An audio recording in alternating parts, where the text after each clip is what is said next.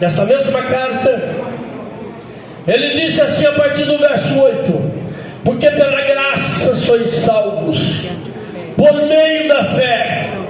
Isso não vem de vós, é dom de Deus. Não vem das obras, para que ninguém se glorie, porque somos feitura sua, criado em Cristo Jesus para as boas obras, as quais Deus preparou para que andássemos nela. Pela graça sois salvos. Pela graça sois salvos, porque a graça de Deus se há manifestada, trazendo salvação a todos os homens. A graça de Deus nos alcançou. É pela graça de Deus que nós somos salvos. Com o crescimento da igreja Assembleia de Deus, falo com uma certa propriedade por ter conhecido muito dos pais da igreja. Com o conhecimento da igreja, crescimento da igreja Assembleia de Deus no Brasil, ela cresceu estrondosamente. Ela alcançou os milhares e os milhões. E esse crescimento da igreja fez com que alguns de nós, observe bem que eu gosto de conjugar sempre na primeira pessoa, para ninguém entender que eu esteja querendo acusar alguém. É nós. Com esse crescimento da igreja, alguém de nós fomos alcançados pelo favor de Deus, pastor Moisés. E Deus nos abençoou, pastor Felipe. Deus nos deu cargo, nos deu ministério. Deus nos chamou para realizar a sua obra. E a gente começa a pensar que o crescimento da igreja, que a prosperidade da igreja, que os 99 anos da Assembleia de Deus de Belford Roxo se deve a algum homem. Não deve a ninguém, deve a Ele. Ele é o único, Ele é o único que merece ser glorificado. É Ele. Se alguém merece glória, é Ele. Se alguém merece glória, é Ele. Pela graça de Deus. Quem éramos nós? Quem éramos nós se não fosse Jesus? Onde estaria você?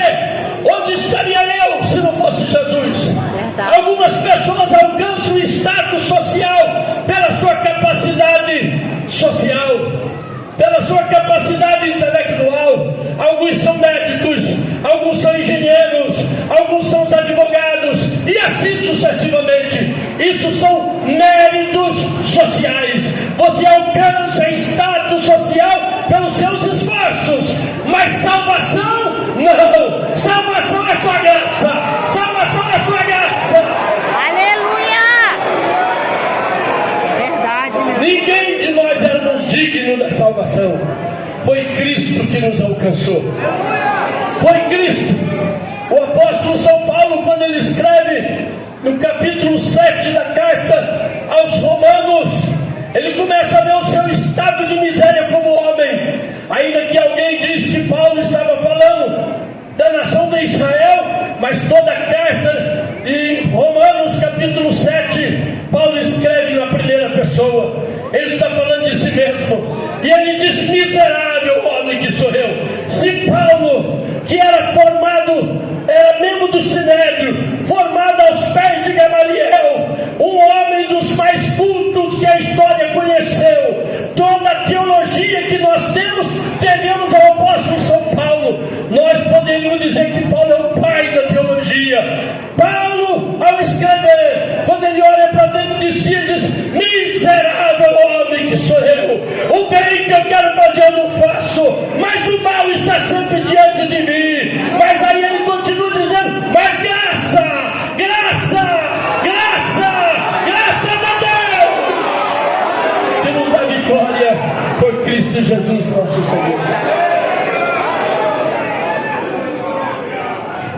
Deus da glória. Se você não ficar constrangido comigo, não ficar triste comigo, dá uma olhadinha para o seu irmão e diz assim: você não merece nada não, irmão. Você não merece nada não, irmão. Você está aqui porque Ele te alcançou. Você está aqui porque Ele te salvou. Obrigada, Deus.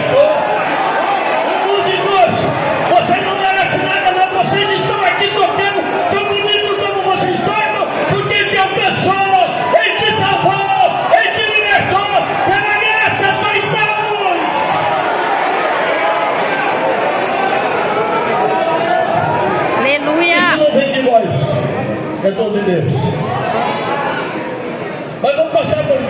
seguinte aqui. Ele disse: andeis como é digno. Primeiro toque é: você não é digno de nada. Você merece morte, condenação eterna.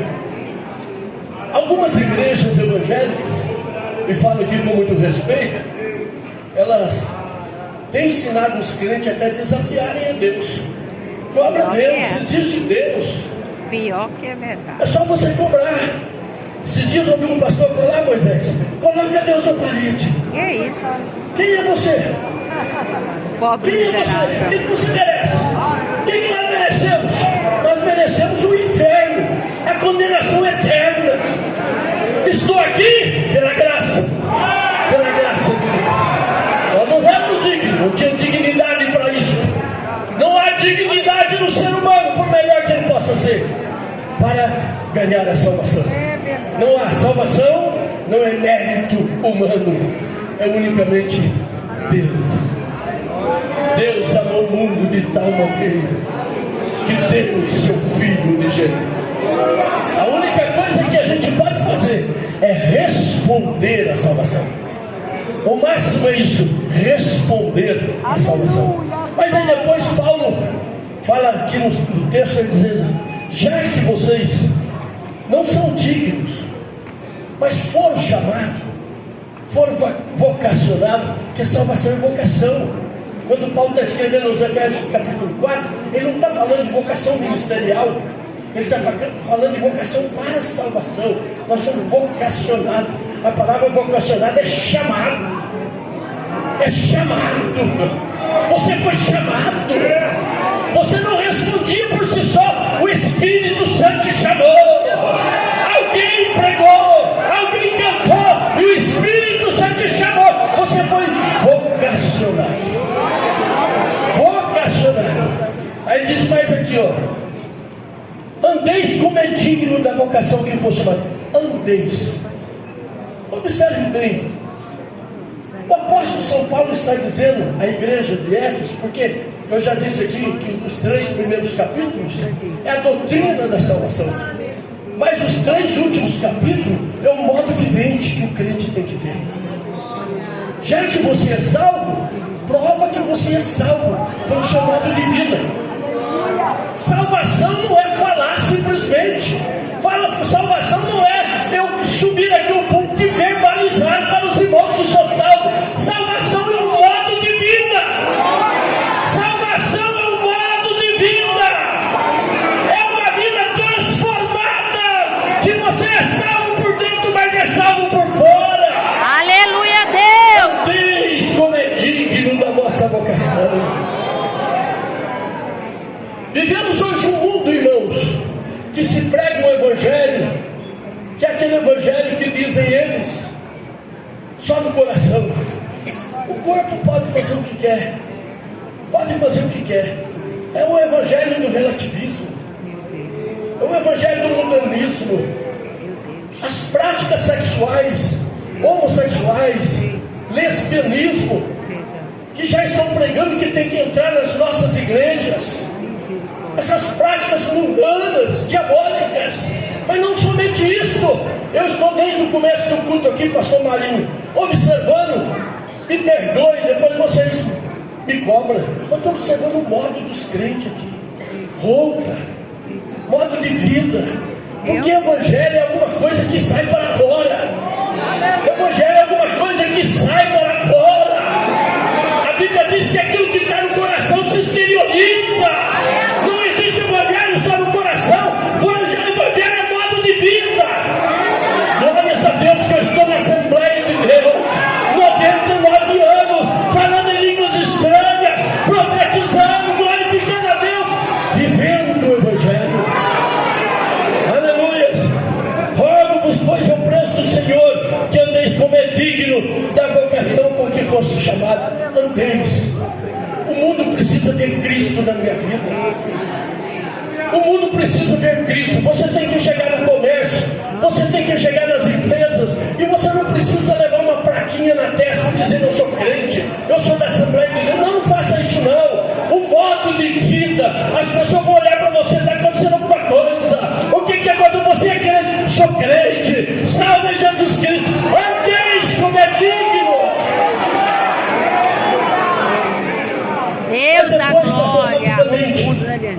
diz assim: minha filha. com toda humildade e mansidão.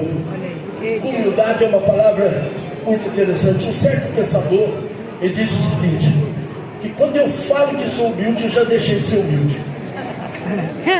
Meu Deus. Porque a humildade não são palavras. Novamente é modo de vida, é vivência. Jesus disse: aprendei de mim, que sou manso e humilde, mas é de coração. Humildade não está na roupa, humildade não está no sapato. Tem pessoas que pensam que humildade é vestir uma roupa simples, é um sapato simples. Não, senhor, humildade você pode andar bonitinho, bem arrumadinho, mas a humildade é do coração, é a graça vivendo na nossa vida. Com toda humildade e mansidão, com longanimidade, longânimo, capaz de perdoar as pessoas. Nós estamos vivendo uma sociedade estressada. Eu não sei, aqui no Rio de Janeiro deve ser até pior. Mas hoje, para você andar na rua, é um perigo tremendo. Você sofreu uma fechada, ou deu uma fechada no automóvel, você está correndo risco de vida. Não é isso? As pessoas estão estressadas, doentes. Se o pastor atrasar um pouquinho o culto, sai e vai embora reclamando. Estão doentes, estressadas, nervos na flor da pele. A Bíblia diz que você precisa ser longânimo. O que significa a palavra longânimo? É suportar um pouco mais, é ser mais tolerante, é compreender um pouco mais. A igreja é esse povo, meus irmãos.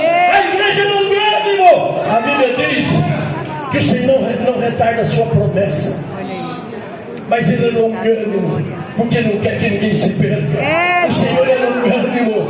Enquanto a oportunidade Ele está abrindo os braços, Ele abre os braços para te abraçar. Que nós tenhamos uma igreja cada dia de braços abertos, para abraçar as pessoas que chegam, que aproximam de todos nós. Longânimo, suportando uns aos outros. Eita, palavra poderosa. Glória a Deus. Está difícil, irmão. Está difícil mesmo. Suportar uns aos outros. Está difícil. Fala, Jesus. Mas graças a Deus que eu estou numa igreja. Eu creio, Jesus. Que por natureza a cidade tem nome de ser uma Aleluia. cidade um pouquinho meio violenta, né? Que coisa. Não é nada Só um disso, né? pouquinho. Isso aí. Não é isso? Desculpa, pastor Enoque. Desculpa. Mas quando eu disse para o pastor Enoque, não, eu chego aí.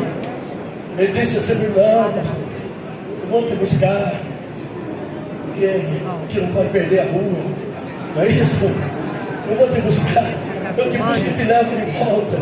Apesar de estar numa cidade assim, mas eu não estou vendo crente brigando aqui dentro. Eu não estou vendo crente empurrando os outros aqui dentro. Sabe o que é isso? Crente longânimo, que suporta. Suporta. Você foi chamado para suportar. Suporta um pouquinho mais. Suporta adorando. Suporta glorificando, meu filho. Deus nos chamou para isso. E rapidamente, porque apenas 5 minutos estou terminando, pastor. Disse mais aqui, procurando guardar a unidade do Espírito. Nós somos um corpo. A igreja é um corpo. Em 5 minutos eu encerro. O apóstolo São Paulo, quando escreve a igreja de Corinto, a igreja de Corinto, todos vocês saibam disso, que é a igreja que possuiu todos os dons espirituais. Todos os dons. Paulo disse: nenhum dom vos falta. Mas era a igreja mais briguenta que existia naqueles dias. Era uma confusão tremenda, era uma divisão tremenda da igreja. E eles usavam os dons espirituais para brigar entre eles. Quem era mais espiritual? Era uma disputa de espiritualidade. Quem falava mais língua? Quem mais profetizava? Era uma disputa, era uma guerra de espiritualidade. Abre aspas. E Paulo escreve toda a sua primeira carta para corrigir esses desmandos da igreja de Corinto. Mas quando chega no capítulo 12, após ele falar os dons espirituais, ele faz uma alegoria, ele faz uma analogia da igreja do Senhor e os dons espirituais como sendo o corpo dos seus membros. o corpo e os seus membros. E lá ele disse: nós temos muitos membros, mas o corpo é um. Nós temos muitos membros, mas o corpo é um. A igreja do Senhor não é